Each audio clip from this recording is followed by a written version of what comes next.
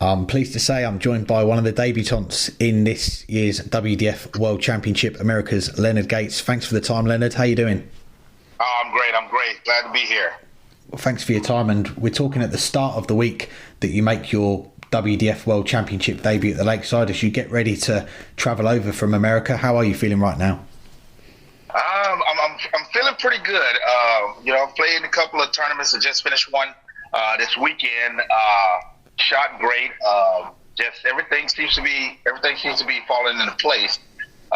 Just getting on that stage and playing against some competition to see how I can fare out and hopefully come out on top. Well, we'll come back to the Lakeside in a bit, but I was doing some research before this interview and saw that darts wasn't the first sport that you got involved in. You used to be a baseball player. Talk to us about that period of your life. Oh, yeah.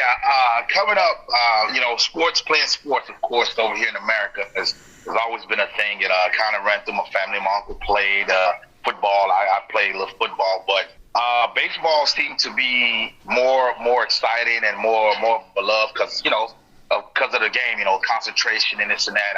Fell in love with it, played baseball through high school, through college, and then also played some minor league professional baseball there in my career. And just had a grand time doing it. And even today, I still go out, call up my buddies, and we go out, throw the ball, and hit the ball around, keep myself in shape.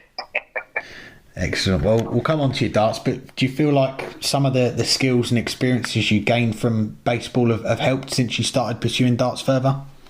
Oh, yeah, I definitely feel that. I tell a lot of people also playing baseball has helped, the hand-eye coordination, the aiming, the releasing of the dart to a certain target at a certain height, certain distance, certain release point. It definitely helps in my game of darts. It definitely helps that. So how did that change come about then to focusing more on the darts? When did you first get introduced to the game?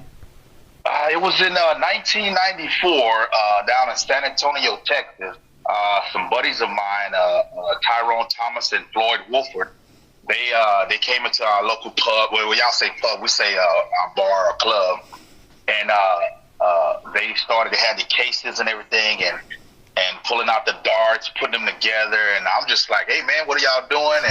And it started from there, man. They kind of showed me what it was about, and that there's leagues and doing this and everything. And I picked the darts up, and I just hadn't put them down since. I was going to say, since that introduction at the club, have you always played darts? Have you had any breaks from the game since then? None whatsoever. 94 started, and then each year or each session, each season, whatever you want to call it, it was always something new to learn about the game. And I even got to the point where I was clicking on YouTube to see who's all involved in it. Of course, we saw Phil Taylor and some of the other big great names that's come through the world of darts, and it's just like it intrigued me, and I just kept going. I just wanted more information, more things to find out, and how I get more involved in it. And it's just a whirlwind now. Looking at the dart scene where you are my co-host of this podcast, Bert, and he's from Texas, and he often played darts there before recently moving away. How did you find the dart scene in Texas as you first started to take it more seriously? It's I found it to be it was widespread, here in Texas, different cities, and I was intrigued because I thought it was just maybe in one certain city that you had to go to, but come to find out, it's like in multiple cities here in Texas. And then as I expanded outside of Texas, it was just like all over in each state, and I'm just like, oh man, this is just awesome, man. It's like, wait a minute, I could travel to this city and do this state and play. And it's going. I just can't stop right now. Well, we've got to mention you mentioned the travelling. We've got to mention soft tip darts, which is where you probably first made your name to a bigger audience of darts fans playing in the soft tip world stage events. What was it that persuaded you to start travelling and playing on that circuit? The soft tip, that's what everything started off. It was with soft tip, and played it a lot. I kind of dabbled. I ain't gonna say dabbled, but I've seen the steel tip. I've watched guys, and I'm just like, they're too serious. The expressions on their face, the concentration. I said, this is a more serious game here, and friend of mine, Irene Medina, was like, you ought to play steel tip. You ought to play. I was like, nah, they're too serious. So when she finally convinced me to play, my first 3 darts, I hit a ton 40. I said, oh, yeah, I like this game. Just on the soft tip, you had a lot of success in it too. You won events in France, Japan, a little closer to home in Las Vegas. How special were those wins for you? Man, those were awesome. To go through a field of world players that were involved in it and to come out on top. The experience, the journey was amazing. I mean, it's like this is something unbelievable. You know, once I finished, I would get back to the room and I would just sit there and stare at the ceiling. It's like, wow, I just did that. You know, so the hunger is just there to keep doing it. You know, I mean, I wish it was a tournament every weekend to do on a big stage. You know, and I would definitely try to be there. You know. Well, due to the pandemic, we've not seen those soft tip world stages in 2020 or 2021. Do you know if they're planning to bring it back this year, or do you think it will more likely be 2023 now? Well, I've been speaking with a couple of people over there, and they, you know, I get the impression they tell me they're working on some things in there, and they'll mention like, well, we're real close to getting back to where things were. But I mean, that's the only bit they're giving me. I'm like, there's nothing definite, but it's kind of like talks of be looking forward to something coming up. And I'm just like, all right, I'll be ready. You know, just let me know when.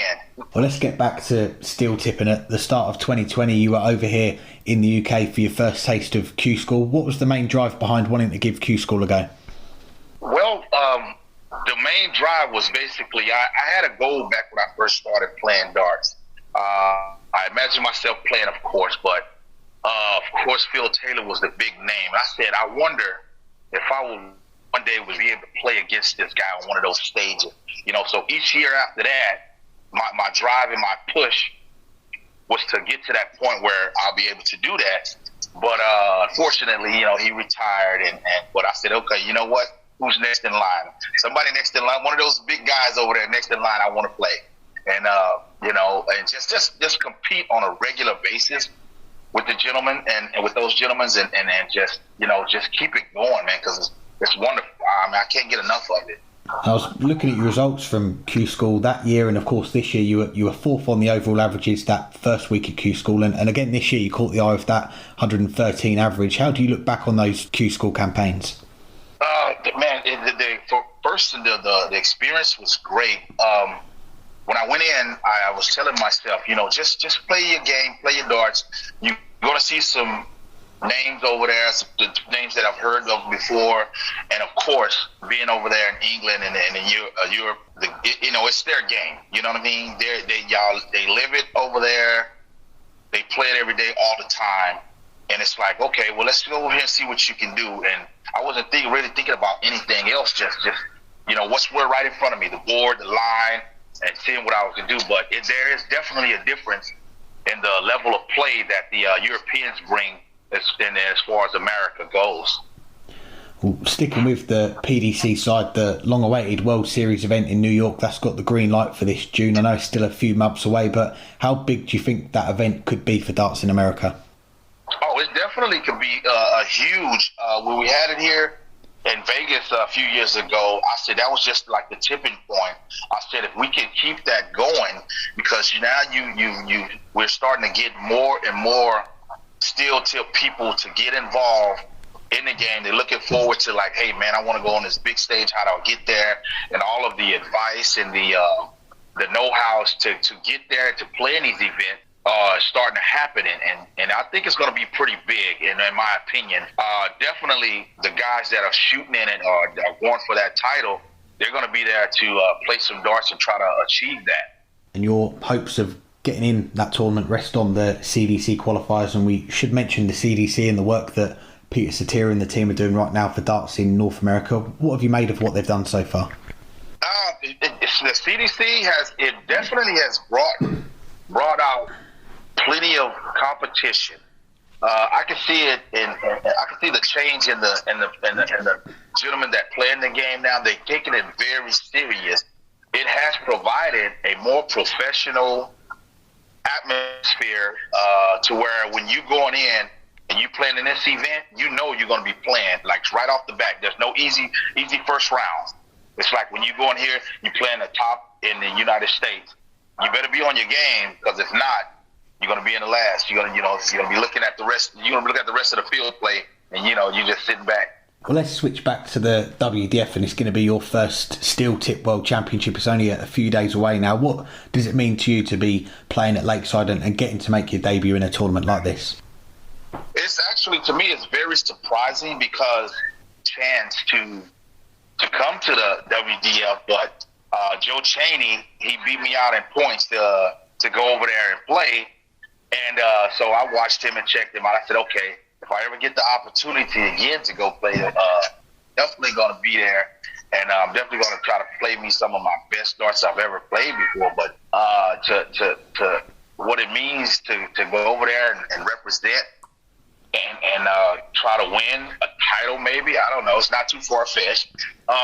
It's going to be an exciting journey. I'm looking forward to it. Well, you mentioned about winning the title. I'm not sure if you were aware, but on social media last week, it got pointed out you were priced at 200 to 1 to win the tournament. Your odds are now slashed to 20 to 1. How do you rate your chances on debut of going all the way?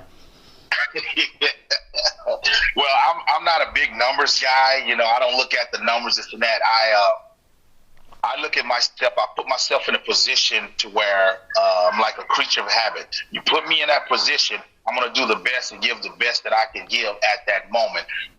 If I'm going to try and hopefully do a little research on different opponents that I may look forward to playing, and see a little background on them, and just kind of like scouting how they play, and see if anything I can do to change how I'm going to play them, and or play the board against them, and see, and then, like I say, hopefully it works for the better, that I come out victorious.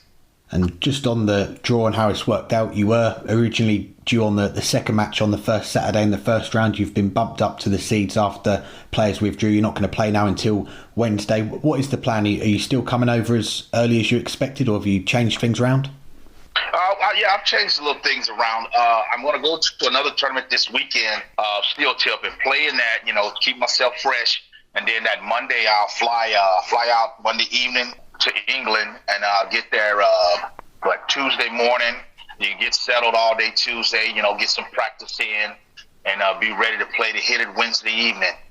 I mean, I'm coming with a positiveness about myself. And like I say, hopefully my darts will be on point like I need them to be, and we're going to go from there and see how it goes. And lastly, before we let you go, we currently have 2 Americans on the PDC tour. I know that's a huge goal for you to one day join them. Have you set out a plan for after Lakeside and the rest of the year, tournament-wise, to make sure you're in the best shape for Q School next year?